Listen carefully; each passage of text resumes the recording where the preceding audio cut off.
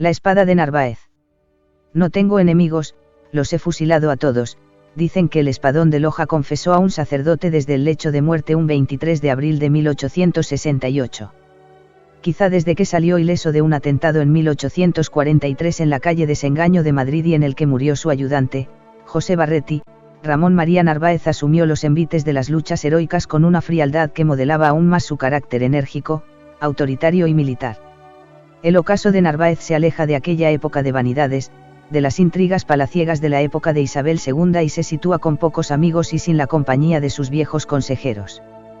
Cuenta Jesús Pavón como anécdota que, siendo joven, Ramón María Narváez arrojó a un compañero al estanque del Retiro para que recogiera la gorra que le había tirado previamente. Lo cierto fue que, tras su fallecimiento, nadie pudo dentro del moderantismo ocupar su posición de líder, pues él era el hombre fuerte que sostenía el edificio, el cual se desplomaría el día que cayera la columna. Sería O'Donnell quien encabezaría la nueva etapa del gobierno, al frente de la Unión Liberal, una época nueva en la que querían desmarcarse de los moderados, pues nunca se habían entendido bien entre ellos. Hablar de Narváez es hablar del máximo líder del partido moderado en la época isabelina, pero algo exaltado en los primeros años de la guerra carlista. Fue el Partido Moderado el primer partido organizado al estilo contemporáneo en España y creado con el objetivo de mantener el orden público.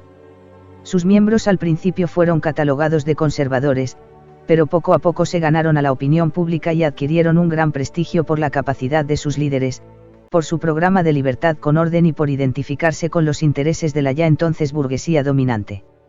Narváez, en palabras de José Luis Conellas, era un militar enérgico con hábito de lucha, pero de escasa cultura. 9 años estuvo dedicado a las labores de labranza en donde había nacido, Loja, Granada, pero su capacidad innata para observar hizo que nunca se le pudiera considerar como un hombre iletrado o de capacidades limitadas. En sus inicios estuvo al servicio de la Guardia Real, el cuerpo más cercano al monarca, algo que se repetiría como una constante en su vida al ser el fiel consejero de la reina Isabel II. Según Ferdinand de Lesseps, embajador de Francia en España, Narváez tenía rapidez en intuir y observar. Se ha hablado mucho del reinado de Isabel II como del régimen de generales por la enorme influencia que tuvieron los militares durante ese periodo de soberanía militar. La preponderancia militar era sinónimo de la debilidad del poder civil. Para derribar a Espartero hacía falta otro militar de altura o de fuerte personalidad. Este sería Ramón Narváez. Él fue el que orquestó adelantar la mayoría de edad de la reina a los 13 años y poner fin a la regencia de Espartero. Nunca tuvo simpatía hacia Espartero y la enemistad entre ambos fue fomentada entre sus respectivos partidarios, aunque sí parece ser que entendía y estimaba a Juan Prim. Eran todos ellos militares, que guiados por los acontecimientos tuvieron que dedicar su vida a la política. Narváez había nacido en Loja el 5 de agosto de 1799. Hijo de una noble familia descendiente de conquistadores de Granada. Ingresó muy joven en el cuerpo de las guardias Valo-Unas. Solo 6 de 600 fueron elegidos para su ascenso en el regimiento de élite. En 1838 fue promovido a mariscal de campo y nombrado diputado a las Cortes Generales. En la revolución contra Espartero se hizo el general más afamado del país, aunque permaneció en Francia los 3 años que duró la regencia de Espartero. Llegó poco tiempo después a presidente de gobierno con habilidad y acierto, pues sacrificó su carrera militar a expensas de servir a la nación de otro modo, como puntal del Partido Moderado, pues ya en su día había sido uno de los militares más laureados del ejército español y en 1843 ya había llegado a lo más alto dentro del ejército. Narváez fue uno de los dirigentes del golpe de 1843, pero al principio no quiso ocupar ningún cargo político. Por entonces O'Donnell ocupaba la Capitanía General de Cuba. Inculto, sanguíneo, autoritario, primario, insoportable, de reacciones violentas son algunos de los descalificativos que se vertieron contra su persona, quizá por su determinación a la hora de lidiar con asuntos de índole política de vital importancia. Si algo destacaba de él en el reinado de Isabel II era su carácter impositivo. Y aquello demostraba que suscitaba envidias por el poder que ejercitaba y por la enorme influencia que ejercía sobre la soberana, ávida de apoyos dada su inmadurez y desconocimiento de las más variadas materias. Narváez ocuparía la presidencia del Consejo de Ministros durante 7 veces, batiendo todos los récords. Narváez se blindó frente al exterior y se opuso a las injerencias de otros países en los asuntos internos. Quería devolver a España su puesta de relevancia internacional. En 1832 la situación interna era desastrosa y del antiguo régimen saldría una guerra civil. Desde Gibraltar, Narváez contempló el final de la contienda y el acoso progresista a la regente. Espartero era la punta de la lanza. María Cristina renunció y se fue al exilio de París, ciudad a la que poco después llegó Narváez y se orientó a posturas moderadas y de paso se reconcilió con el conde de Clonard. En 1843 la alianza entre moderados y progresistas puso fin a la aventura de Espartero y Narváez desembarcó airoso en Valencia. En ese momento acusaron a Salustiano Olózaga de forzar la voluntad de la reina.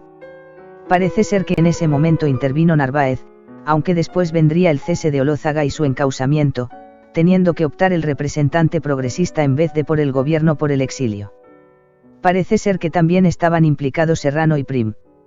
Cuando Narváez ocupa la presidencia se decide a reformar la Constitución de 1837 para dar forma a un texto más acorde con los postulados del moderantismo. Se abre así la década moderada acaudillada por Narváez y aunque la situación en España es bastante crítica e inestable, él conseguirá poner en alza a la formación política con unos niveles de organización consistentes. El régimen constitucional de 1812 había tenido poco arraigo. El pueblo hostil había sido reacio al liberalismo. El régimen gaditano no había triunfado en Francia y era incompatible en la época. Al poco arraigo del liberalismo se unieron la guerra de la independencia y la guerra carlista, por lo que los políticos buscaban el apoyo de los militares. La Constitución de 1845 estará vigente todo el reinado de Isabel II. La primera crisis del gabinete vino cuando Narváez defendió la candidatura del conde de Trapani y María Cristina no le apoyó. Entonces optó por renunciar a su cargo. En 1845 contrajo matrimonio con María Alexandrine Tascher de la Pagerie, hija del par de Francia, con quien no tendría hijos. De 1847 a 1851 será la etapa del gobierno largo de Narváez. Supo esos años con gran mesura calmar la tormenta de 1848 y mantener a España alejada del contacto revolucionario. Cuentan que recorría a veces solo a caballo los escenarios de lucha, como en la calle Jacome Trezo, donde logró zafarse de un grupo que iba a arremeter contra él. Expulsó al embajador británico que era cómplice de los movimientos insurreccionales. Toda esta actitud acrecentó su popularidad internacional y le dio fama como guardián del orden. La segunda vez que quiso dimitir fue cuando le pidió a la reina que pusiera fin a su afer con el marqués de Bedmar, pero no podía dejar el puesto de mando pues su retirada era vista como una verdadera calamidad, no solo para España sino para toda Europa. Aquella amenaza se repetirá tras los devaneos amorosos con Enrique Puigdemont, padre del futuro Alfonso XII según todos los indicios de la época. Yo riño cuando mi deber o la necesidad me obligan, pero un momento después amo a aquel que me ha dado estocadas. Confesó a uno de sus colaboradores, Luis Maellans, en una ocasión.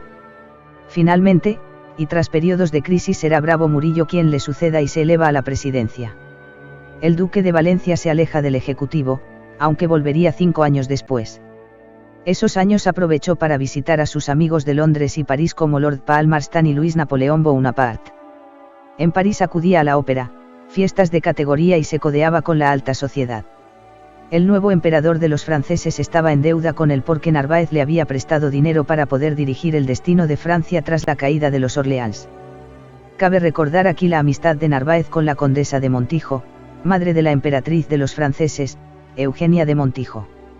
En 1851 la reina Isabel II aceptó su dimisión y un año después falleció la madre de Narváez y aquello le afectó profundamente desde el punto de vista anímico, aunque al parecer ya desde 1839 sufría de depresiones. Si no lo consigo dejo el puesto y me meto en mi casa, había dicho en septiembre de 1845, en uno de sus momentos álgidos de prestigio y de poder. Según dicen había sufrido un intento de suicidio cuando estuvo en la cárcel Gala en junio de 1823, lo cual demostraba cómo por su carácter ciclotímico podía pasar de la euforia al pesimismo más absoluto. En octubre de 1847 acabaría asqueado de la política, cuando se produjo el gobierno relámpago del conde de Clonard, que duró poco gracias a su rápida intervención en la disolución del Consejo de Ministros para reconducir la situación.